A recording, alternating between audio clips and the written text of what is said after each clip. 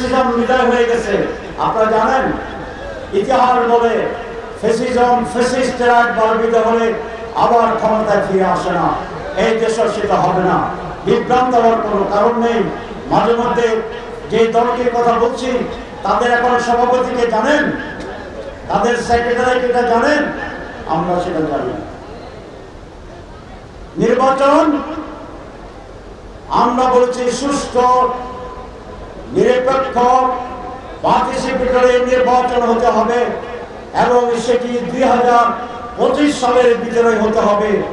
প্রধান উপদেষ্টা বলেছেন সম্ভব, যদি তারা আংশিক সংস্কার করে।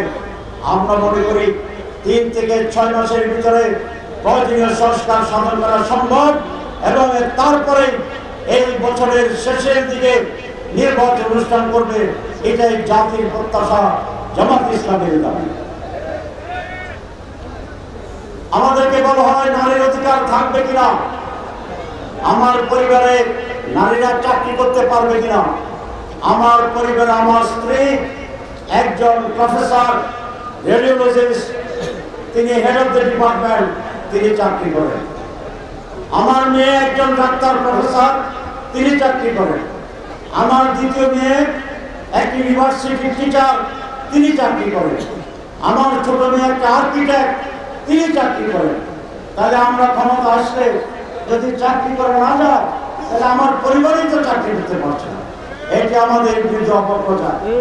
বৃষ্টি হচ্ছে আমি জানি, আমরা শেষ করছি।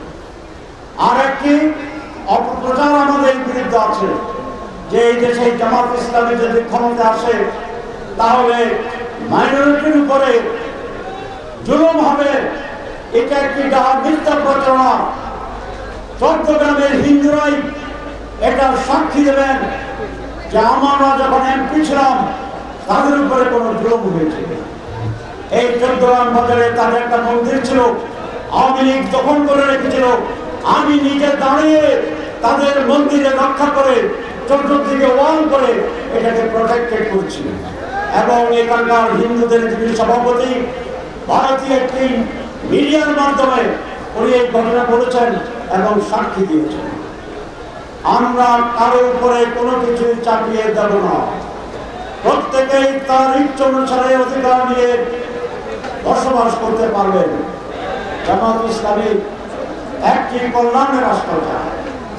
এই কল্যাণ রাষ্ট্র মানে হচ্ছে ন্যায় বিচার পাবেন, অধিকার পাবেন, ইজ্জত পাবেন এবং প্রত্যেকটি মানুষ দল মতে নির্বিশেষে তার ন্যায্য অধিকার ভোগ করতে পারবে নির্ভয়ে নির্দ্বিধায় কোন প্রচেষ্টা ছাড়া। কল্যাণের রাষ্ট্রের দায়িত্বই থাকবে মানুষের কাছে তার অধিকার ফিরে দেওয়া।